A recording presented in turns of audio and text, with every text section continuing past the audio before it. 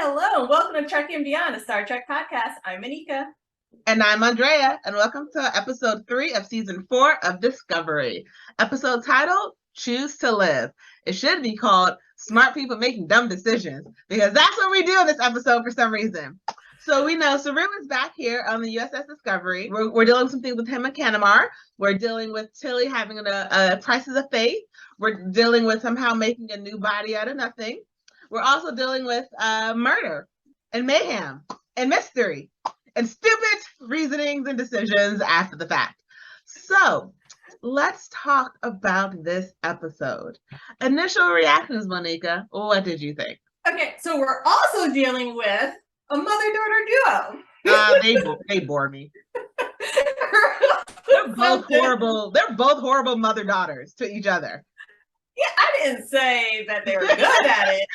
Just identify that Dr. Gabrielle Burham is back, and she's one of my favorites, although I don't quite like her journey here. But I look forward to seeing her every season, and hopefully she'll return again next season as well. It's nice to see characters come and go compared to some other characters that I haven't seen in a while, like Jet. I don't know. But at least this character he comes back at least. Cool. She went back to school to get a third or fourth or fifth degree. Okay, a little explanation. But for me, I felt like this was more of a Robin Hood story in which someone was committing a crime, stealing from the rich to give to the poor. Not my favorite episode, but that's the way I was thinking about it as an underlying storyline. But what do you think about this episode? I wanted to love this episode so much. When it started off with murder, I was like, yes, let's get into it. Someone was killed. Who was behind it? Oh, let's do this. Let's do this. And then you get to the end and the whole reasoning, and it's just like, you're supposed to be a very smart person. And I can literally see the flaws in your plan. And I'm not dumb, but I'm not Vulcan smart. I can see how many other ways. You tried one way to get your answer. You're supposed to be smart. What are you doing? What are you doing? So much stupidity and more stupidity and just a tad bit extra stupidity tacked on top of that. That's my initial reaction from this episode. But we're going to get into that part more, maybe closer to the second half, so that way we can really fully dive in. But let's talk about everything else that sort of happens in this episode. Some of the good stuff, some of the happy things. We see that someone is getting a new body. So the way I understood it was, at first, Gray is going into the body, and then he's going to be the host to get all the other towels. But they warned him that he may, in that process of moving over, Gray could be lost, because even though he is the most prominent spirit, that doesn't necessarily mean he's the one who's taking over. So then there's not a void of all of the other towels in Indira. No, I believe no matter what, they were going to have to leave Indira and go back to Gray, because Gray was always supposed to be the host. So yes, there will be I don't necessarily want to call it a void, because the only person she was contacting was Gray. Because I don't think she's gonna miss them. She's gonna miss Gray, but she's not gonna miss the other towels, because she didn't really care. She just did it because it was important to Gray. I mean, not to say she didn't care, but you know what I mean? It was, right. She kept the host because it was Gray who, and so I consider that, I guess the towels taught her how to do certain stuff and gave her the knowledge of how to do it. And if you take that away, you still have, you can't take away the fact that she knew it. Now, if she never tapped into something, then there's no way she would know it. But if you can't take her memory away. So if she knows it, she always is going to know it. Got it. I was really hoping Guardian Zai would have helped break this down. I mean, he was there. A Tao was there. Help us a little bit with explaining this uncoupling, this unbinding of the Taos, and because he seemed to be an advisor to this process. I just thought that was an opportunity in which they could have talked more about that culture and how to make this shift. And I know that they haven't done that often, just one other time. But just explain it a little bit more for the listening and watching. It could be that he doesn't know, because they were so shocked when Indira came to the planet, because they haven't had a host in so long, he may not actually know how to answer any of the questions. So like he's on the journey just as long as them. So like, I know enough. Like I can start your car, but I can't help it. If it breaks down, I can't help you. That would have been good if in the writing they asked more questions. Yeah. And then those questions were gradually, I don't know, shared with the rest of us as part of that. Because as part of any, I think, medical procedure, the patient has questions most of the time. So yeah. Let's ask this. And there was a lot of risk involved here. And you could tell that Gray was excited, but Adira was like, a little bit more apprehensive about the procedure and the risk, and they were worried about whether Gray would live through this. I will say I'm very happy that they didn't go down the route of Andrea lying and saying Gray doesn't want to do it anymore. Because we've seen that in different tropes, not necessarily in this show, but we've seen it in different tropes where someone's so afraid to lose someone or what their personal connection is, they'll just lie and say, oh no, they said no because they don't want the thing to change. So I was very happy that Indira did not go down that route. I was very afraid. So that was a little happiness. He was there when Gray finally did get his body and could, at first I was like, can he not talk? Because he wasn't responding to anything. But then he was giving everyone hugs and gave Hugh hugs. And now that it sort of makes me feel a little, because like Hugh and Paul are Indira's parents. Gray, they can't be your parents. They can be like, I understand you have this like father connection to them. You got to pick. You can't have him because they're already Indira's parents, and that's just a line we're not, because they can't raise you like siblings. So you're dating. I'm gonna need Gray to have a different parent. Right, and I can't remember. I know that Indira's orphaned. What about Gray? Sorry about that, but yeah, I think Gray's also a orphan. Right. So does he need to notify any extended family, friends? Get that social security number back, like. I'm back. On another part of this first part of this episode, we see that Paul is hard at work trying to figure out what the DMA is. And for all of those who didn't watch this episode, dark matter anomaly, which in my opinion is easier to say dark matter anomaly than you remember to say DMA and not DNA. It wasn't funny. And we find out that he goes to the Navarre Institute of Science and is working with the scientists there to figure out what caused the dark matter anomaly, because apparently there's no tachyons. There's some technical term for what happens at the beginning of a wormhole, and it's not there. And so they're trying to figure out the cause of this dark matter anomaly. And the Navarre scientists they listen to his speech, and then they go into like a meditation mode, which also is like sort of rude because he doesn't explain to him your process. So all he thinks is like, hello, why are you going to sleep? Wake up, wake up, wake up. And it's like, okay, dude, that was rude. You could have said, okay, we're going to listen to you, and then we're going to meditate with our knowledge to figure out like our next steps. Because that's just, you don't say like, oh, Navarre scientists, they meditate over their calculations like it's known to everyone. It's not known to everyone, because even I was like, all right, that's rude. Did he bore you? Like, what did you think? I think this is once again someone not from that time and doesn't understand that culture, trying to impose himself, and you have to observe or ask about the process. He's obviously in their area. Yeah, they're not on his ship, so he needs to learn about their research methods. And but like, if they don't tell him, how is he supposed to know? Because once he found out that they were meditating, he was like, oh, okay, right. But it's like, if you don't tell me, okay, once you find out we're gonna meditate, if you say, okay, go ahead and explain, I'm gonna think we're gonna have a conversation. But like, they could have explained it, and then he could be like, oh, okay, bet you're meditating. All right, you got your stuff. I'm gonna wait over here patiently. So typically, whenever there's diplomatic missions, someone learns decorum about that community. And like, if you go visit the queen, what do you do? Curtsy, like that? Like, how do you handle yourself, and how do you introduce yourself? Yeah. And in that case, I think because the Federation has been so separate from Navarre, there was no communication of that. And also, Paul is ignorant to these types of things.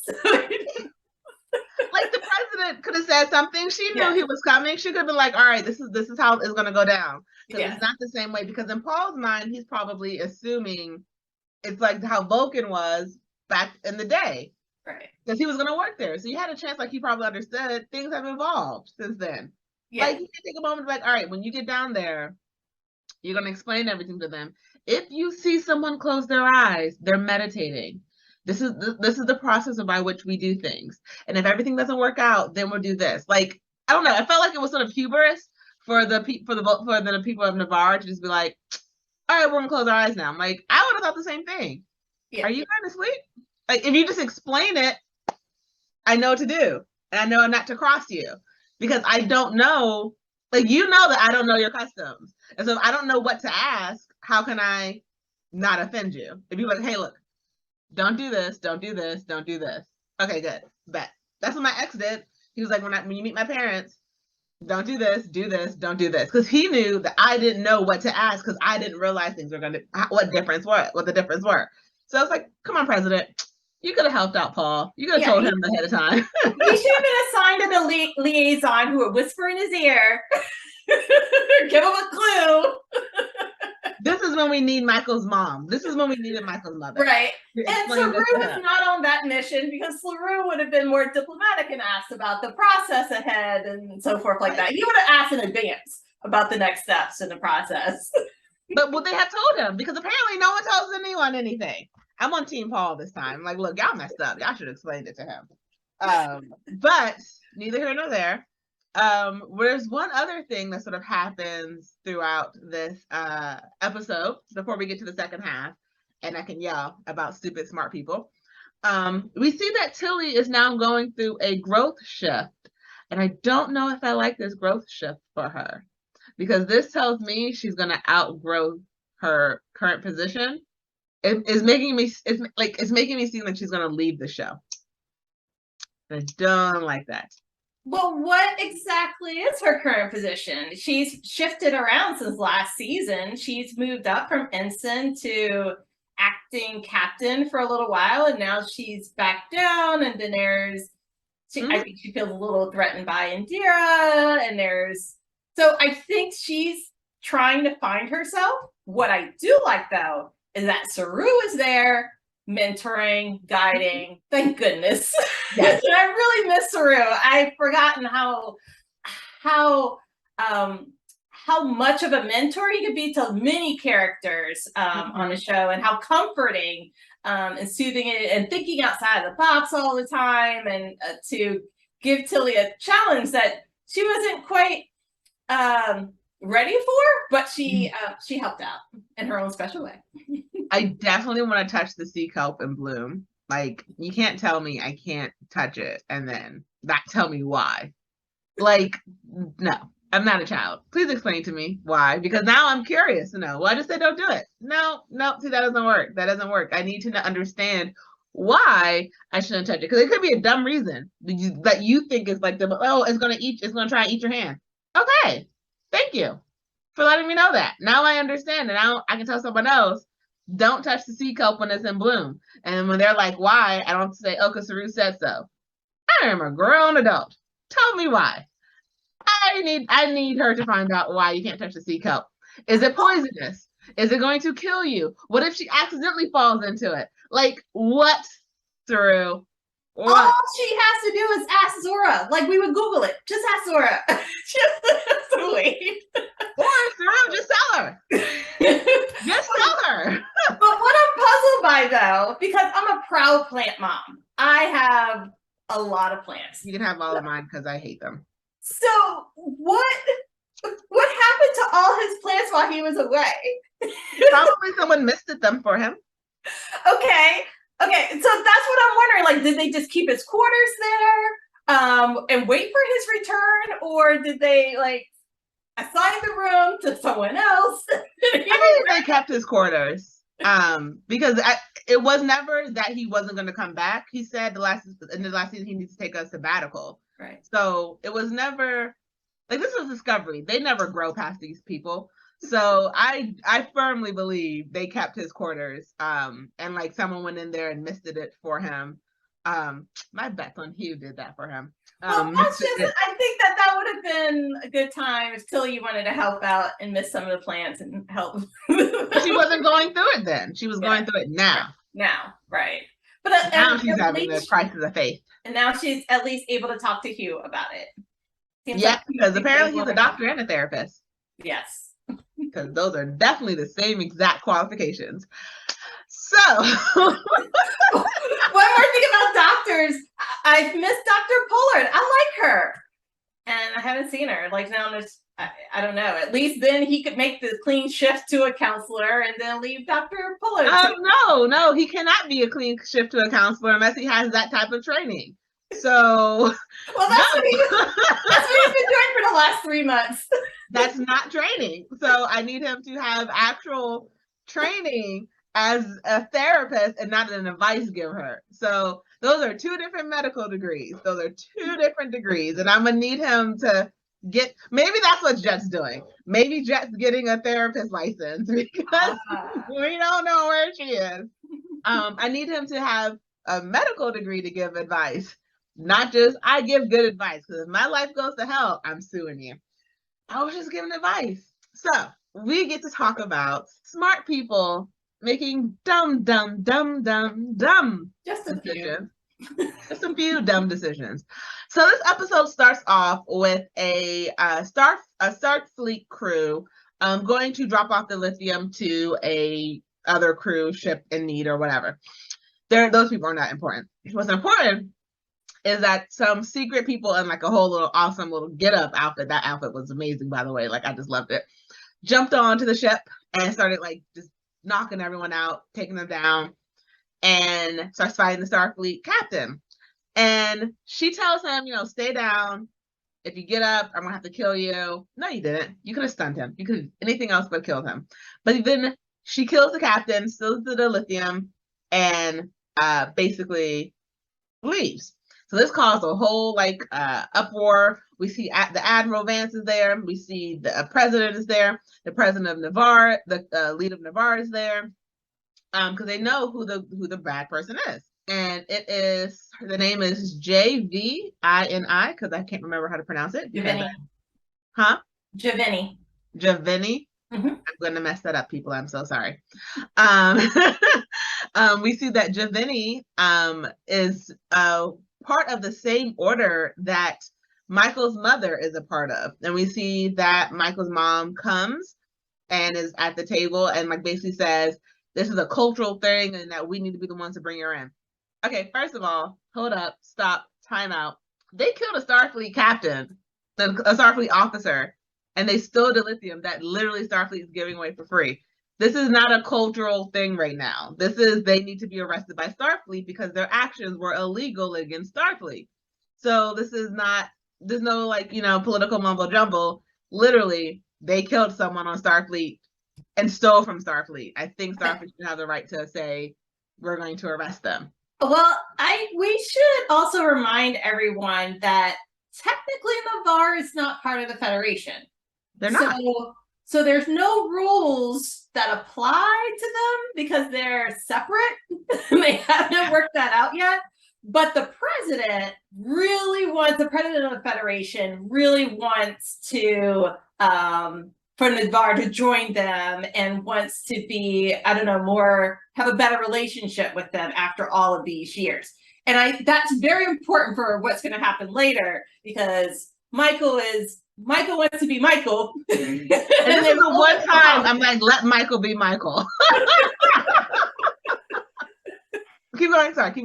Okay, so there's that. I do want to mention though that when I first saw the Romulan who was stealing the dilithium, I was thinking of ninjas. I don't know, between the hoodie, and the cape, and then later on to find out that they're connected to Dr. Gabrielle Burham, I was thinking, they're like ninja nuns. Okay, so like ninja, nuns, Assassin's Creed, like a mix of all 3 of those together. Yes. But the swords, The the hoodie, paint. like that sort of pulled down in front of the face. Yes. The boobs. Oh my The gosh. order, they're a secret society or protected society culture. Love it. All Love of it. Love it. I totally agree. So Michael is tasked to go on this trip with this mission with Tilly. Is coming with her. And the president basically makes it seem like Gabrielle and the order is going to be in charge, but then she tells Michael, you're the one who's really in charge. And it's like, again, political bullshit. Excuse my language, but it's like, come on. They killed a Starfleet officer. You're not just like randomly saying, it'd be one thing if they just stole dilithium, then like, okay, yeah, you could definitely maybe have a little bit of leeway because you're literally giving it away for free. So maybe you can have a little leeway of letting this order take control of like bringing the bad person in. But they killed someone without without a warning, out of nowhere. There was nothing. There was no warning whatsoever. It was an unprovoked attack that said she would do it again. No, Starfleet gets to bring her in. She killed one of them. They get to bring her in. And what is puzzling to me is that also Giovanni wasn't acting alone. Yes. There were 2 or 3 other people of the part of the Malat group that were with her. So then I would be more suspicious than if this is a bigger conspiracy or is it some bigger mission in Malat, because it wasn't one rogue member. Mm-hmm. So I was just starting to get a little puzzled. I think they're also sending mixed messages to Michael, especially because just a few episodes ago, the president was telling Michael to follow her orders and not take state. So it's just like you're still offering, like we still need to do things in like a respectful manner. What respect? Right. What respect are you showing a murderer who is killing without reason? And so, well, she must have a good enough reason. She must have a cause or a reason behind it. For murder. This is not a robbery. Like you're stuck on, I feel like they're stuck on the fact that she stole the lithium and not the dead guy. Like, so when they find out where, they had a tracker in the lithium, they find out where she's held up, Giovanni is held up, and they land there and in bookship. They travel in bookship. They're not taking a Federation ship because that makes so much sense. A shuttle. That makes so much sense. And Michael and Tilly are told they can't bring their phasers because there's no chance of bringing her out alive. I'm sorry. I want justice. I don't care about a murderer's life. Hello, Michael. The one time to be Michael is now. The one time I need you to be Michael is right now. And so we never said you're going to go down there unarmed, but it doesn't matter because there's intruders. And literally the same order that you're a part of tried to kill you. They killed your other sister or your other person in the order. The only reason you're alive is because you had Michael and Tilly's help. Otherwise, she would have killed you too. And you get down into this moon, which is like a mausoleum, and they found out there's grave robbers there. And the mom's like, oh, and this is her reason. She's protecting them. She's killing people to save people who's in cryo.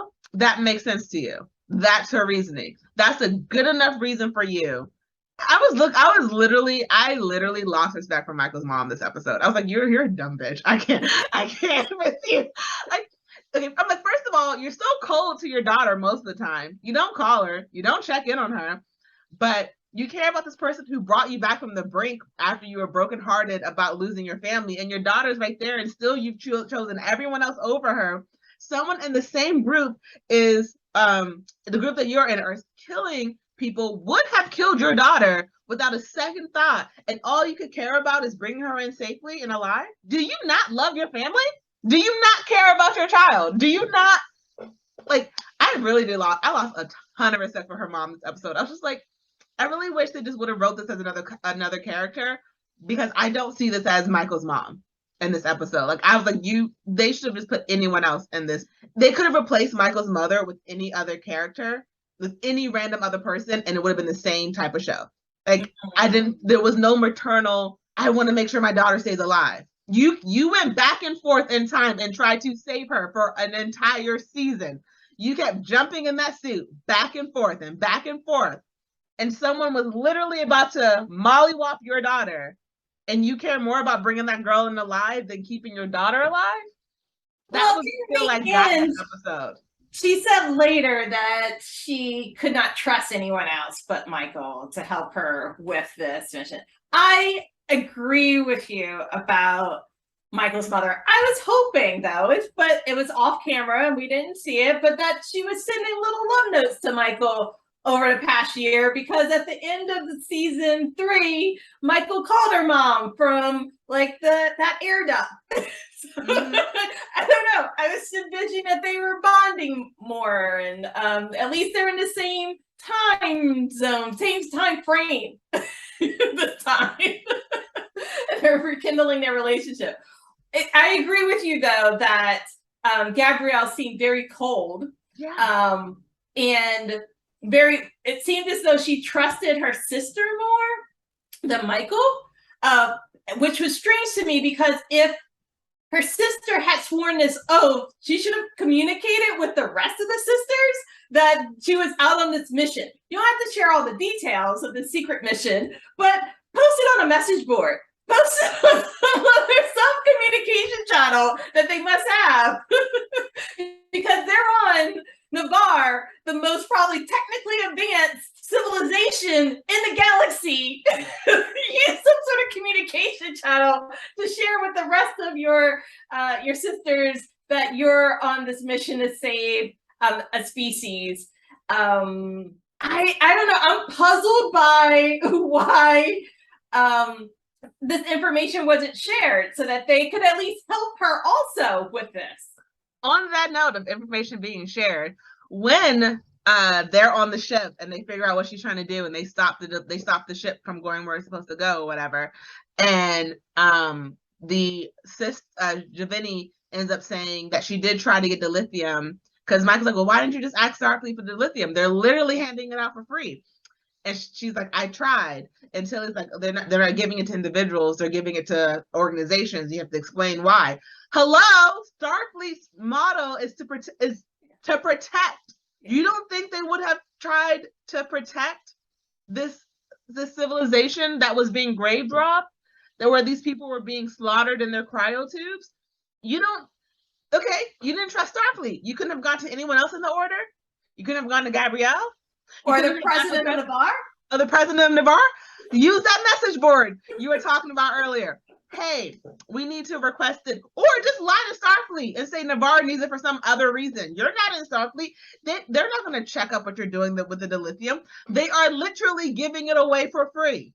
You could have gotten this dilithium so many other ways.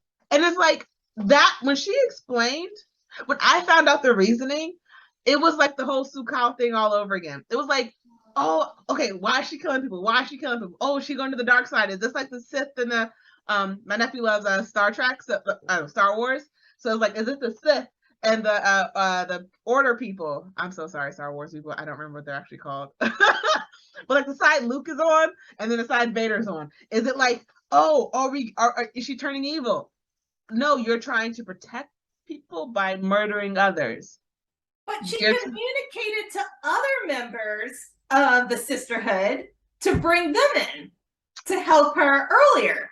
So it's like, and then you didn't do what Michael did. Well, just wake them up. Or ask for help to wake them. You want to protect them, wake them up. The issue is that they're cryo-frozen. They were supposed to be outside the planet they were at anyway, because they wanted to colonize it. Something went wrong in their cryo thing. So many other, you could have gone, here's the thing. You could have gone, out of everyone else, you could have gone to Gabrielle. You know why? Because her daughter's in Starfleet. Michael is known for bending the rules. You don't think she could have gotten you to lithium? Or, like, hey, we have the civilization that is cryo-frozen, and we can't figure out how to wake them up. So instead of me going on a murderous rampage and killing people and stealing dilithium, can you help me figure out how to wake them up? or what should be the next course of action for these people? Because they're alive within these cryo tubes, but we just can't wake them up. No, I'm not going to do any of that. I'm going to go ahead and try and murder people and steal dilithium, because that's the smart answer. Because that's what my oath dictates. Like, it was literally like the rug was being pulled out from under me all over. I was like, this, the last like 15 minutes of the show, I was like, I don't like this episode anymore. I was all gun-ho for it. I was hoping it was a good reason. I was hoping that we were going to get some like fight scenes, and it was going to be like, I can't let you go to the dark side. I no longer believe in what your guys are doing. I'm still in dilithium because I'm trying to go. I'm leaving Federation space. I don't want to be a part of this. I was thinking some great big bad was about to happen. I'm trying to do some good by killing innocent people. That's my slogan. So what was hard for me is that she did not know really what to do after she got the dilithium to help solve the problem. So she was able to get so far, but she couldn't really close the deal. She couldn't help this new race get out of their sleep state, and so she was going to need help anyway. So that was hard. But looking past that, though, I really like the fight scenes. I like the fight scene in the very beginning, that opening scene.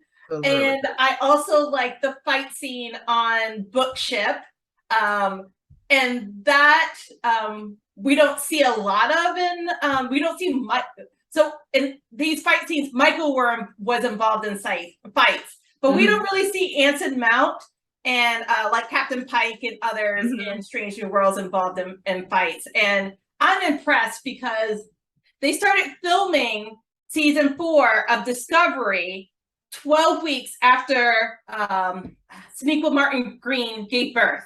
And she's been, I feel like, kicking butt in many of these episodes, especially that first episode where she was like, she had to like float and then drop down. And like, so she's been really active considering she just gave birth. And one of the best scenes for me in this whole episode were just the fight scenes. If I can find a silver lining, that would be it. I'll give that to you. I'll agree. I agree. The best parts were the fight scenes. They were really good. Hand-to-hand combat, unnecessary, but they were really good. There is one thing.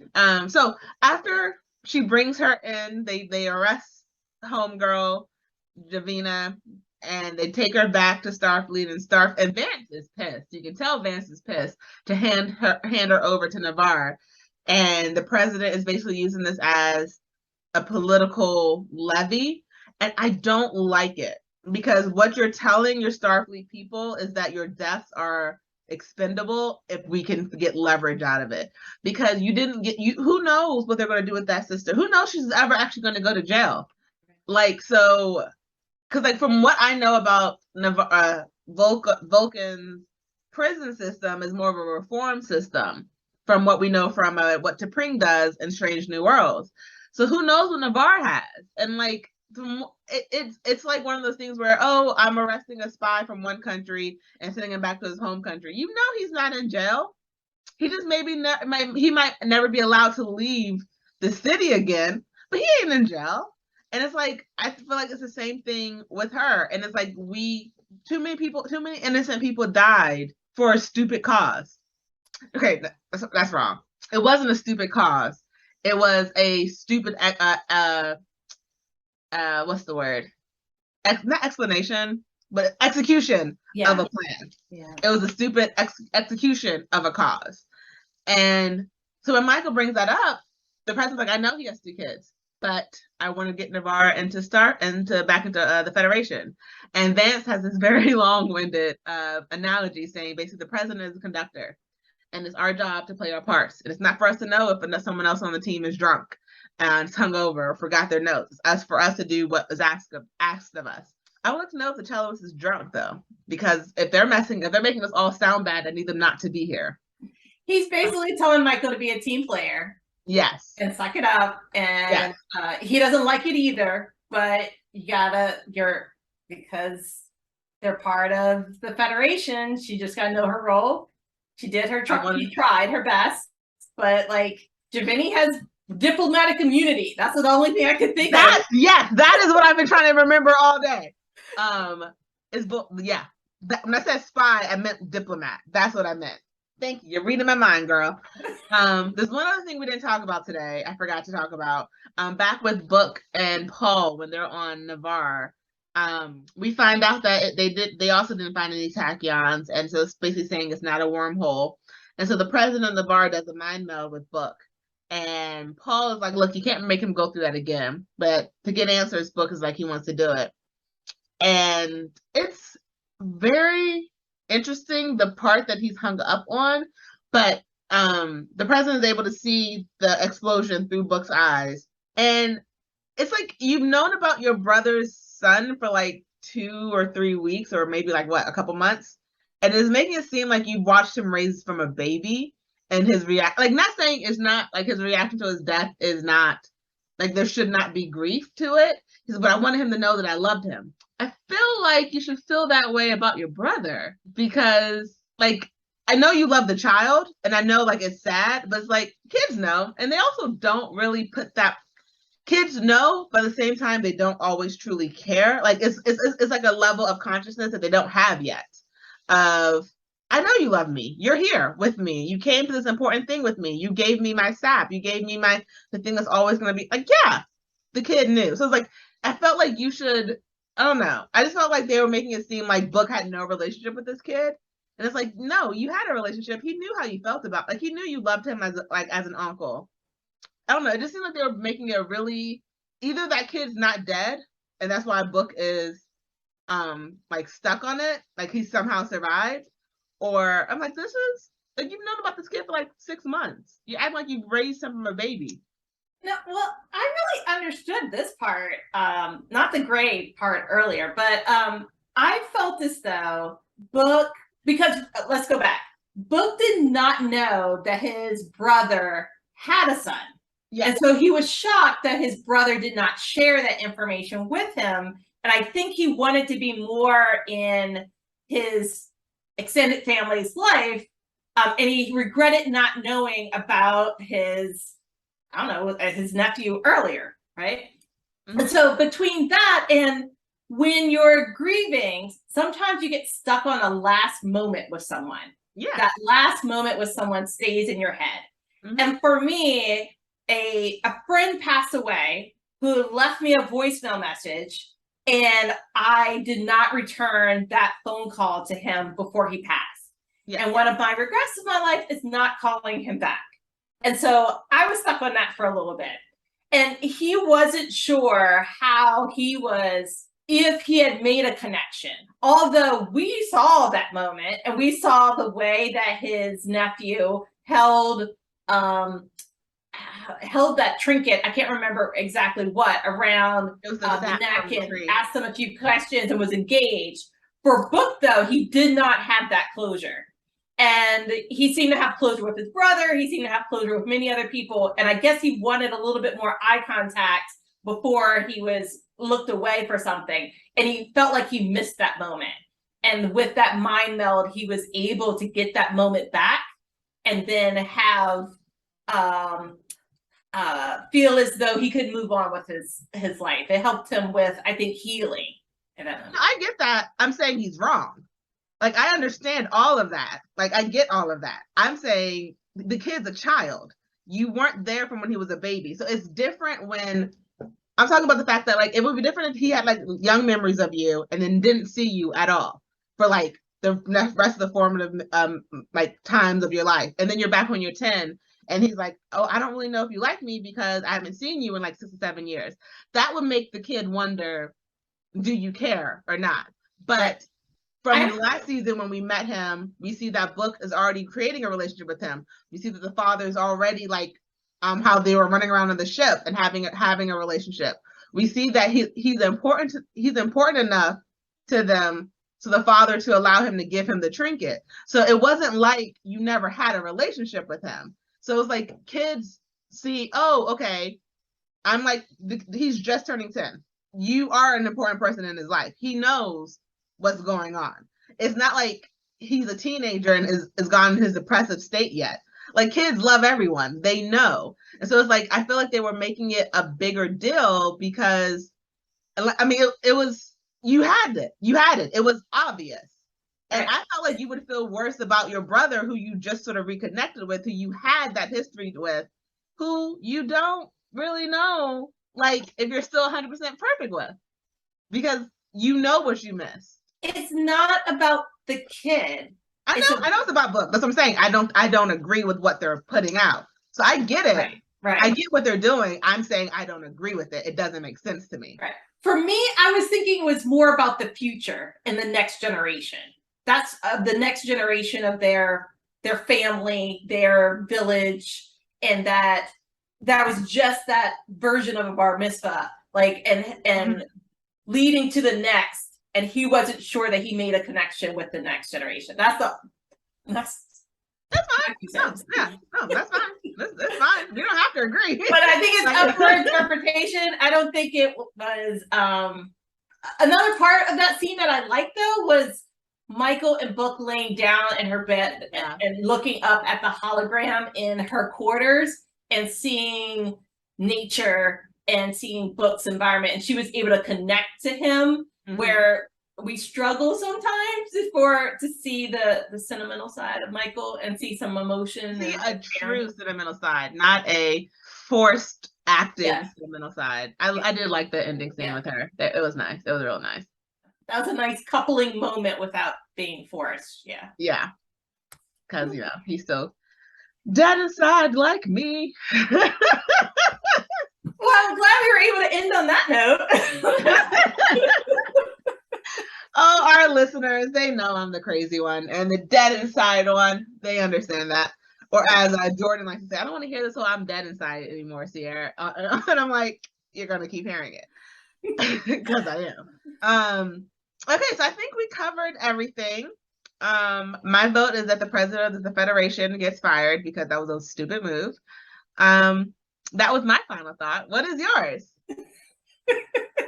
I hope Giovanni is sentenced more than just painting.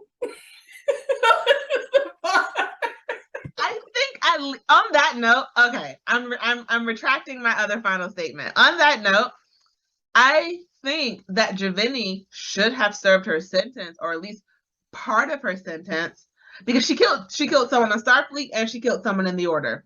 That she should have served at least a year or two with Starfleet before she was released into their other custody, because she still committed a crime against Starfleet, and I feel like that would have been a acceptable punishment, because after those 2 years she's living a life of luxury, painting and whatever. I'm so you had, and this is why I'm so worried about this season. Because every time they have such a interesting mystery, they drop the ball at the end. And I'm just like, please don't drop the ball again. I don't know. I have hope because season 1 was so good with Lorca. I did not see Lorca coming like that. And Lorca, they dropped it ever since. Lorca was the evildoer. And then season 1 was good. Season 2 wasn't as good, but it was still, because season Red Angel and all the pieces came together at the last. Yeah, but it was also very discombobulated. But it was not bad. It wasn't as good as 1, but it was not bad, but it was not as good as 1. In season 3, they just sort of went it was going uphill. Season 1 at the peak. Season 2 dropped a little bit, not a lot, just a little bit, and then season 3 just said where I'm not even my hand's not even the screen anymore. And so with 4. I'm trying to come back up because this is an interesting mystery, but I don't want them to drop the ball on. That's why I haven't written a mystery, because I don't want to drop the ball on who did it. Come on, people. We're only 3 episodes into the season. Give us some time. They've had time. They've broken my heart every single time. So I will never forgive them for Sukal until they redeem themselves. Tough crap. That is my hill. Yes, I am a very tough crowd. That is my hill, and I am dying on it. Sorry, people. I'm so sorry. I'm not. Okay, so as always, Monica's gonna kill me one day. If I go missing, it's her. Any last words to say to that towards me? You can go ahead and yell at me if you want to. Say something back to me. It's okay. And I'm Moneca. And I'm Andrea.